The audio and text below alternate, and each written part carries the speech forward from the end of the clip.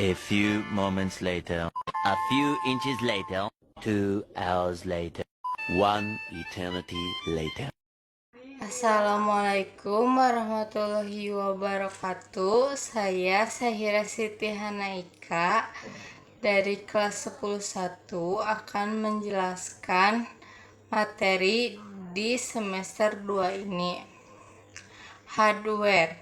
Hardware adalah semua komponen fisik dari sistem komputer yang dapat dilihat dan disentuh. Ini mencakup segala sesuatu mulai dari prosesor di dalam komputer hingga perangkat peripheral seperti keyboard dan mouse.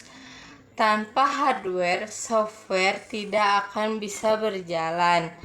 Contohnya, CPU, otak komputer yang melakukan sebagian besar perhitungan dan pemrosesan data. 2. RAM, penyimpanan sementara untuk data yang sedang aktif digunakan oleh CPU, memungkinkan akses cepat. 3. Motherboard, papan sirkuit utama yang menghubungkan semua komponen hardware. Perangkat input. Perangkat input adalah hardware yang digunakan untuk memasukkan data atau instruksi ke dalam komputer. Contoh perangkat input. 1. Keyboard, untuk mengetik teks, angka, dan perintah. 2. Mouse, untuk menggerakkan kursor, memilih objek, dan melakukan klik. 3. Mikrofon, untuk merekam suara atau melakukan input audio. 4. Webcam, untuk menangkap gambar atau video digital.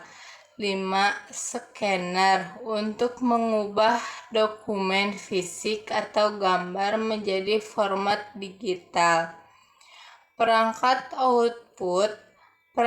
output adalah hardware yang digunakan untuk menampilkan atau mengeluarkan hasil pemrosesan data dari komputer kepada pengguna. Contoh perangkat output. 1. Monitor atau layar, untuk menampilkan informasi visual. 2. Printer, untuk mencetak dokumen atau gambar dalam bentuk fisik. 3. Speaker atau handphone, untuk mengeluarkan suara untuk audio.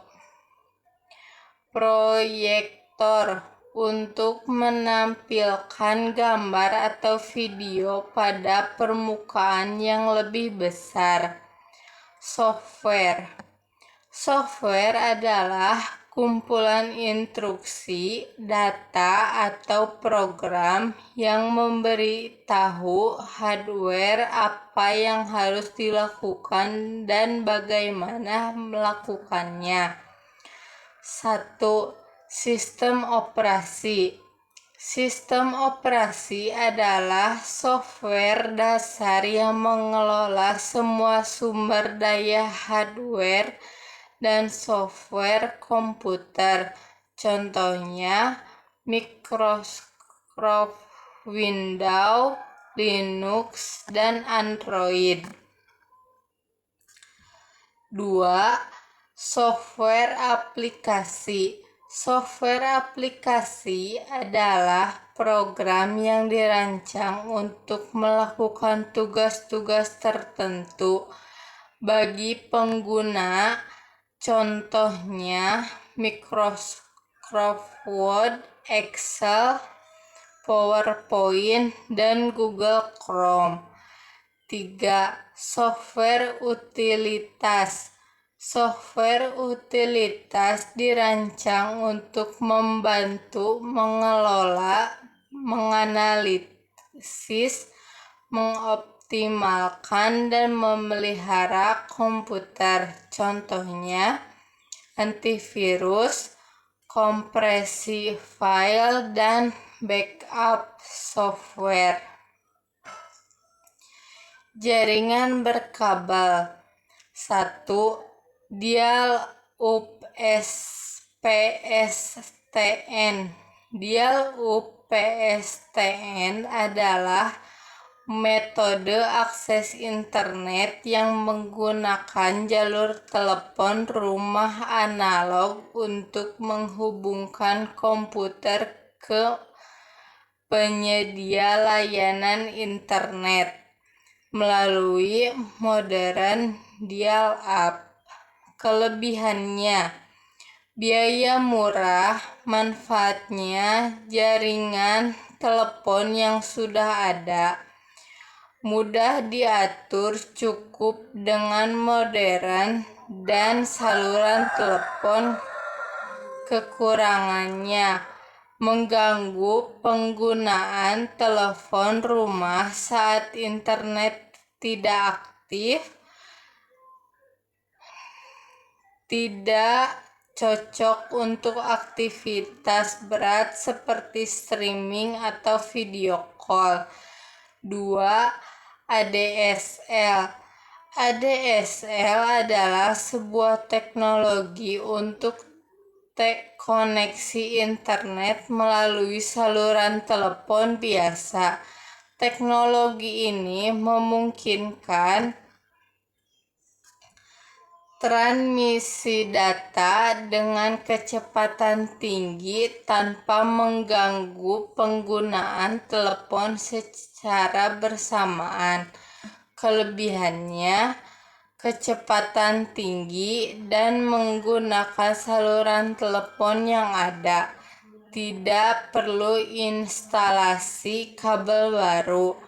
Kekurangannya, jarak dari pusat telepon semakin jauh jaraknya, maka akan semakin rendah kecepatan yang didapat dan keterbatasan kecepatan.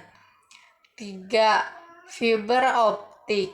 Fiber optik adalah teknologi untuk mentransmisikan data menggunakan cahaya yang dikirim melalui serat kaca atau plastik yang sangat tipis, dikenal sebagai kabel serat optik. Kelebihannya, kecepatan tinggi dan jarak jauh tanpa gangguan. Kekurangannya, biaya instalasi dan keterbatasan penyedia.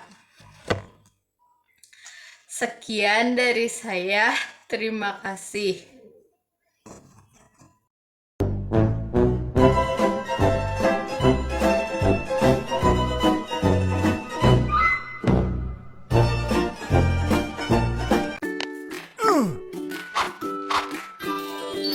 Oh, wow!